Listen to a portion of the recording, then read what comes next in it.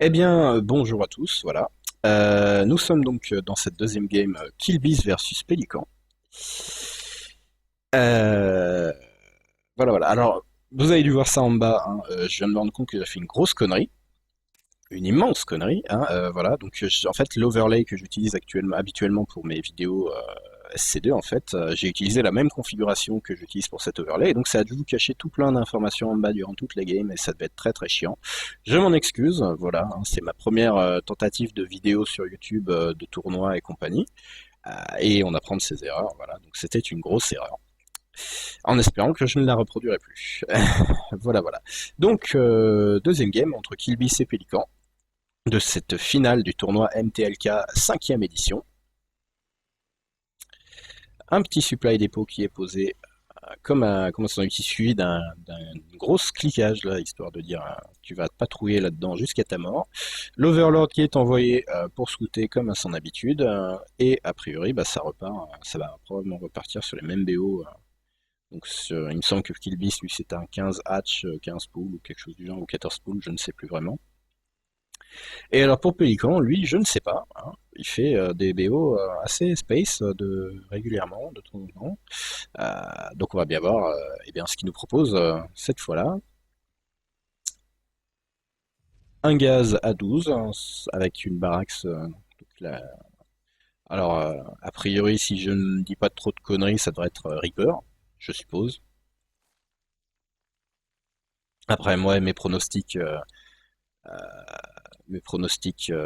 Terran, hein, c'est ce que c'est, hein.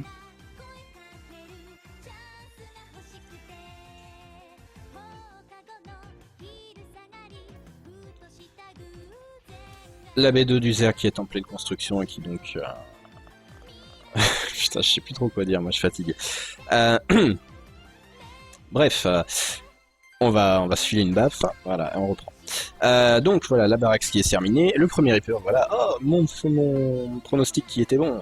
Donc il y a un Reaper, hein, le premier Reaper qui va sortir dans pas trop longtemps, la B2 qui en est à la moitié, la poule également qui en est à la moitié, et qui devrait donc sortir dans pas trop longtemps, un gaz qui a été pris juste derrière par Monsieur le Zerg, le Reaper qui en est à la moitié qui va sortir dans pas trop longtemps, le gaz qui continue d'être récolté chez le Terran, donc il a l'intention peut-être d'en faire d'autres juste derrière, je ne sais pas. L'Overlord sur la B2 qui va voir très probablement. Ouais, voilà, le Reaper qui est senti, qui est touché, qui est palpé. Je te vois, je te sens. Et une B3 déjà, une B3 pour Killbeast, hein. Non, c'est à mon avis c'était juste voilà une tentative de voir s'il y avait des proxys. Des B3 early comme ça contre Terran, c'est pas forcément ce qu'il y a de plus, enfin ce qu'il y a de meilleur comme idée. Pélican qui lui pose, enfin commence à construire sa B2. Et le Reaper qui arrive, voilà, juste un petit peu avant le timing de sortie des Queens. Et qui va prendre rien du tout pour l'instant. Ainsi un drone. Et la Queen qui sort, et Pélican qui va repartir la queue entre les jambes. Et voilà, qui va se barrer.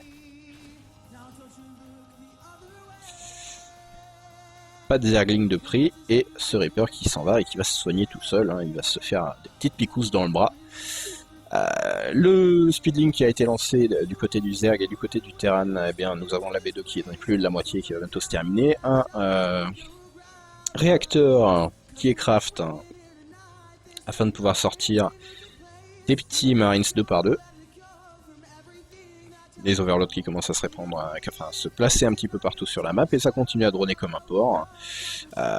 Deux nouvelles casernes qui sont construites, suivies d'une usine, donc probablement Marine Marauder Hélion ou Marine Marauder Tank, je dirais peut-être, probablement.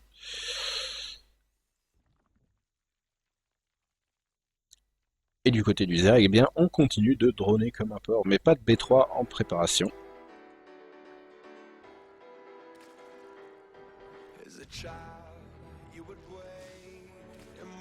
Le speedlink qui est terminé, l'usine qui va se terminer du côté du Zerg et du Terran avec des Marines qui continuent de sortir par paquet de 12. Le Steam qui est lancé. La B2 qui n'est pas posée, qui ne se déplace pas en direction de son spot. Voilà, c'est fait. La B3 qui a été posée, voilà, bien gentiment. Le Bataroach qui a été lancé, les gaz de la B2 qui ne sont pas encore pris, et le T2 qui vient de se faire lancer, ainsi que le Batabenling. Nous avons un spatioport du côté du Terran, et vu le nombre de marines, j'aurais tendance à dire que ça va partir sur du Medivac. Ce pauvre Overlord qui vient de se faire déchiqueter la gueule à grands coups je ne me souviens plus du nom des fusils des marines, s'ils avaient un nom bien sympathique, Krillnov ou un truc comme ça, je ne sais plus. Bref. Le Batabenling qui va bientôt se terminer, deux Evo Chambers qui ont été lancés en même temps.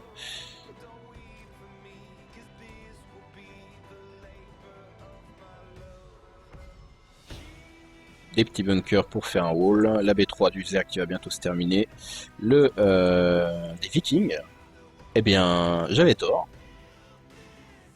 Je m'attendais plus à des Medivac, mais des Vikings. Alors c'est probablement pour faire la chasse aux Overlords, de toute façon je vois pas trop à quoi ça pourrait servir d'autre, mais un Viking qui fait la chasse aux Overlords, ça peut indiquer une chose, hein, très certainement, ce sont des drops, voilà, parce que je ne vois pas pourquoi on se ferait chier à nettoyer les zones qui normalement ici là et là sont pleines d'Overlords, si c'est pas pour empêcher le Zerg de voir les drops arriver.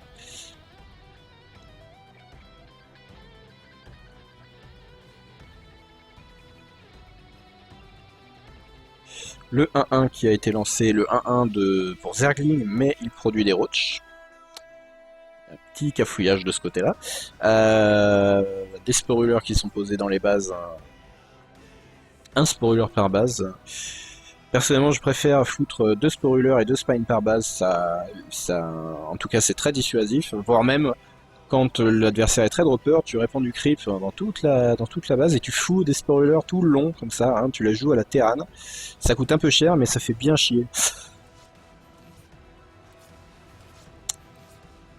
Et effectivement, hein, ce Viking qui était là pour enlever toute possibilité de voir les futurs drops arriver.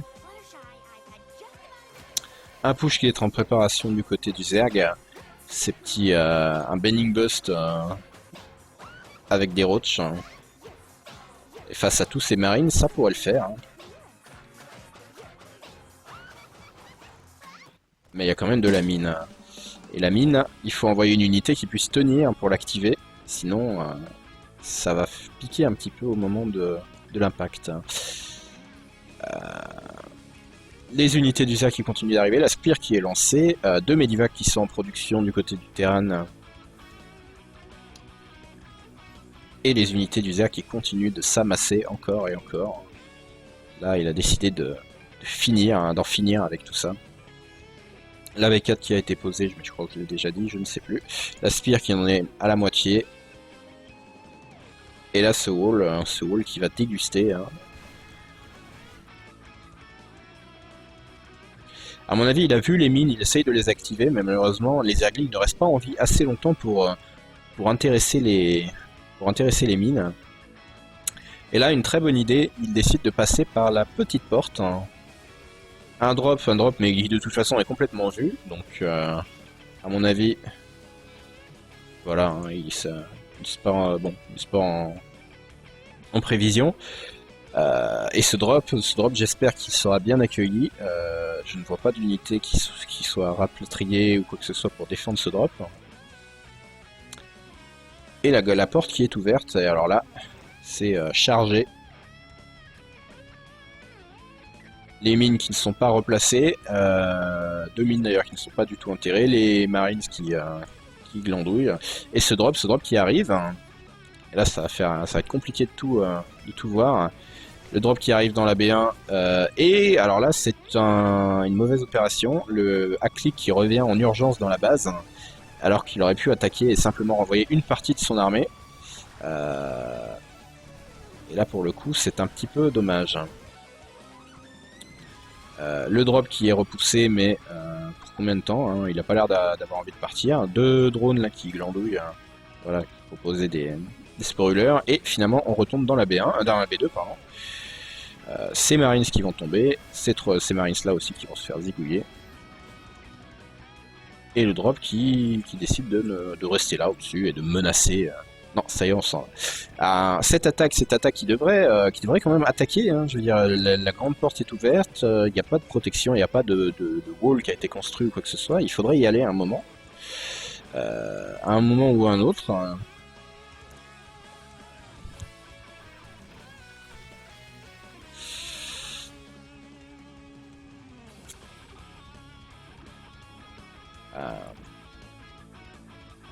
La B3 qui a été scoutée.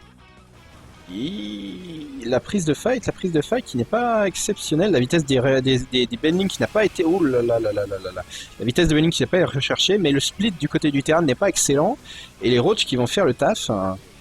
Des mutas qui sont arrivés et qui vont se débarrasser très facilement de tout ça. Les mutas, il faudrait les baquer et venir s'en servir pour débarrasser des medivacs après. Malheureusement, tous les mutas sont morts. Et là, les Marines qui sont stimés et qui sont protégés par les medivacs et qui fument tous ces... Et il n'y a aucune micro-gestion des bendings qui s'écrasent sur les Marines un par un, ça coûte très très cher tout ça. Ah là là. Alors heureusement, la reprod derrière qui suit un petit peu, même si on peut voir qu'au niveau du minerai ça s'accumule un petit peu. La B4 du Zerg qui n'y pas encore. Nous avons le plus 1 d'attaque des unités aériennes et le plus 3 d'attaque et de défense des unités au sol qui est recherché. La caverne ultralisque qui est recherchée par Monsieur le Zerg. Du côté du terrain, nous avons le 2-2 qui est lancé, enfin qui a été lancé, qui va bientôt se terminer, pardon. Et là, et ben pour le coup, le terrain est un peu dans la mouise. Hein. Pélican est un petit peu dans la merde. Hein.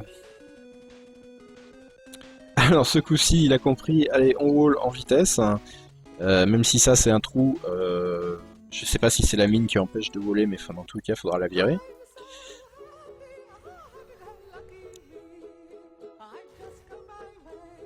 Une B3 qui est à nouveau en cours de construction chez le Terran, et nous avons le premier ultralisque, on va l'appeler Bernard, qui va sortir.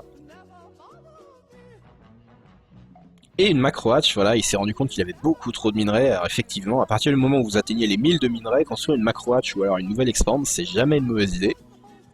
Puisque tant qu'on n'aura pas inventé une catapulte à minerais pour balancer du minerai sur la gueule de ses adversaires, le seul moyen d'utiliser son minerai, ce sera de le défoncer. Et très très joli split là, il s'est rendu compte que la mine avait tiré, il a réussi à sélectionner une partie de ses mines pour les renvoyer et éviter de tout perdre.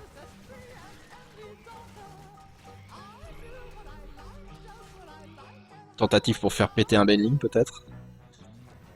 Et oui, nous avons donc le skin, le Thorasque, je crois, c'est comme ça qu'il s'appelle, voilà. Alors personnellement, je n'aime pas trop, surtout quand on voit qu'il a un boule assez monumental. Hein. Là, ça, c'est de l'armure niveau 12, hein, au moins, là. Hein. C'est un fessier magistral. Des tourelles qui vont accueillir les mutalisques, et donc ils ne pourront pas faire grand-chose. Le plus 3 d'attaque et de défense des unités terrestres au corps à corps qui va se terminer chez le Zerg et qui n'en sont encore qu'à la moitié chez le Terran.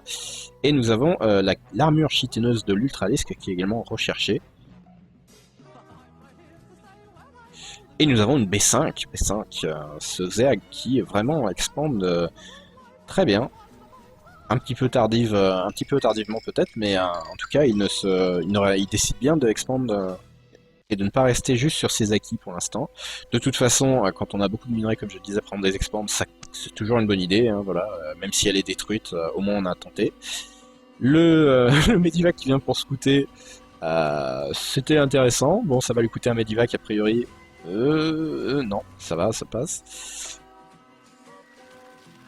Et alors là, Kibis qui est à 200 de pop, et quand vous êtes à 200 de pop, eh bien il faut attaquer, hein, parce que bah, vous n'aurez pas de plus de pop, et l'adversaire, lui, par contre, il en aura de plus en plus, donc il vaut mieux aller attaquer tout de suite, hein, et puis reprod derrière, quoi.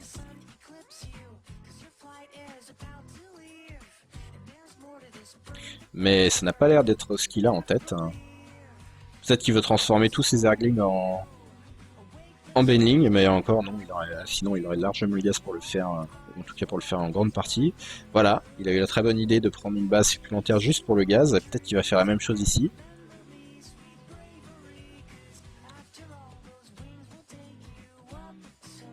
Le terrain qui sort, et alors là, franchement, ça c'est des petits biscuits, des petits gâteaux secs, des petits chocolats pour tout ça là, hein.